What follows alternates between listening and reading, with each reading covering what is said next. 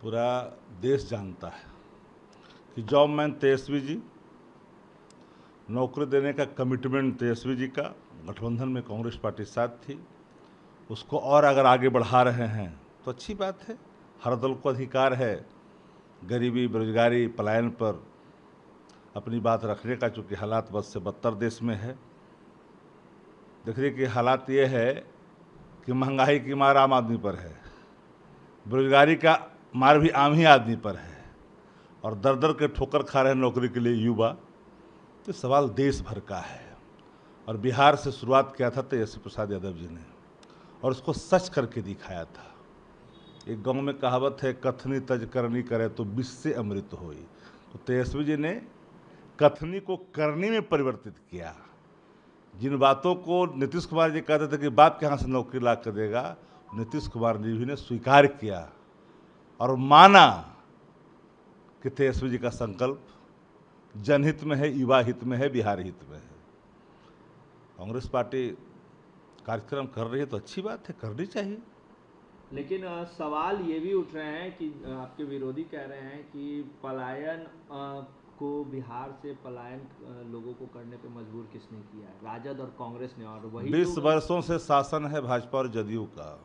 आंकड़े उठा करके देखिए कि 3 लाख श्रमिक बाहर काम करते हैं बिहार के लोग। ये पोर्टल पर आंकड़े हैं। 3 करोड़, माफ करिएगा, सॉरी, 3 करोड़ बिहारी जो है बाहर काम करते हैं। ये हमारे आंकड़े नहीं है, भारत सरकार के पोर्टल पर है। और 20 वर्षों से सत्ता किसकी है? अचेत मुख्यमंत्री नीतीश कुमार जी की और भारतीय जनता पार्टी की। पर कैपिटा इनकम देख लीजिए, पर व्यक्ति निवेश देख लीजिए, शिक्षा और स्वास्थ्य देख लीजिए, सुरक्षा का हाल तो बताने की आवश्यकता ही नहीं है, किसान की हालत बताने की आवश्यकता ही नहीं है, भ्रष्टाचार की हालत बताने की आवश्यकता ही नहीं है। कोई ऐसा एक क्षेत्र बताए जिसमें बिहार की वर्तमान हुकूमत 20 वर्षों में कोई एक बड़ी छलांग लगाई है। विकास किसके लिए? आम आदमी के लिए ना, कि मुट्ठी भर लोगों के लिए।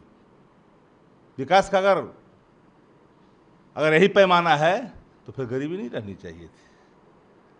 पर कैपिटा इनकम में विरोध बढ़ावा होनी चाहिए था, बढ़ोतरी होना चाहिए था, कहाँ दिखाई पड़ा? इसके लिए दोषी कोई है तो भाजपा और नीतीश कुमार है। लगातार राहुल गांधी बिहार का दौरा कर रहे हैं, क्या बिहार में चुनाव है, रहे हैं? अकेला राज्य है, बिहार में चुनाव है, हर पॉलिटिकल पार्टी के नेता आएंगे। कांग्रेस पार्टी से तो राष्ट्रीय जनता दल का गठबंधन ही है, आना ही चाहिए। युवाओं को भी मैसेज दे रहे हैं। अरे भाई, हर युवा को अपने विवेक के साथ खड़ी होनी चाहिए, और हर युवा ये जानता है तेजस्वी मतलब सच्चाई, तेजस्वी मतलब संकल्प। आप तेजस्वी यादव की बात कर रहे हैं, कांग्रेस कहीं बात ही नहीं करती है तेजस्वी यादव की। हम तो एक लाइन में कहा, पूरा बिहार बात कर रहा तेजस्वी जी की ना। पार्टी कौन बात कर रही है, नहीं कर रही है, पूरा बिहार बात कर रही है तेजस्वी जी। तो हमारे साथ अलायंस है कांग्रेस पार्टी का, ये बताने की आवश्यकता थोड़ी है। लेकिन जिक्र नहीं करते हैं तेजस्वी जी का। अरे भाई, बार बार क्या जिक्र करना है? हम फलना है, हम फलना है बताने की जरूरत है, जब जो साथ में उसको नाम बताने की आवश्यकता है।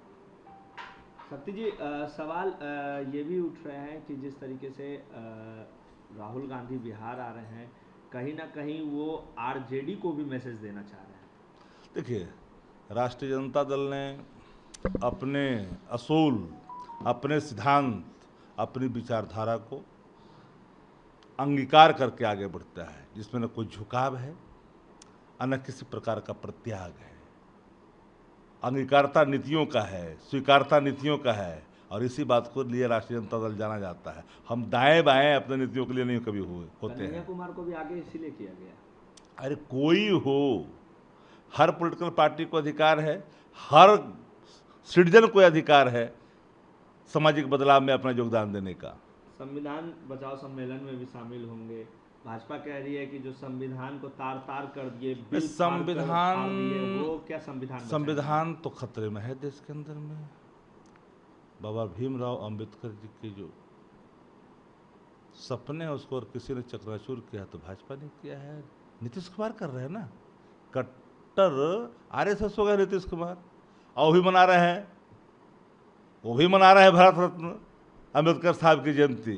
किस मुंह से मना रहे हो? अम्बेडकर साहब की मूर्तियाँ किसने तोड़ी? भाजपाइयों ने तोड़ी पूरे देश के अंदर में। आज मना रहे उनका जन्मदिन मनाने चले हैं नीतीश कुमार, जो बिल का समर्थन में, गैर संवैधानिक बिल के समर्थन में खड़े हैं। बिहार के मुख्यमंत्री जीतन मांझी मंदिर में जाते हैं, मंदिर धोता है भाजपाई। ये लोग बात करेंगे बाबा भीमराव अम्बेडकर साहब का संविधान की, जो संविधान का मजाक उड़ाते हैं, खिल्ली उड़ाते हैं, बेंच ऑफ थॉट थोपना चाहते हैं, वो बात करेंगे संविधान की। संविधान खतरे में। संविधान की मूल आत्मा पर लगातार हमले हो रहे हैं। प्रधानमंत्री तो कहते हैं कि संविधान से कोई छेड़छाड़ नहीं कर सकता है। वो कहते हैं, लेकिन लगातार संविधान के मूल आत्मा पर ही हमला भाजपा करती है।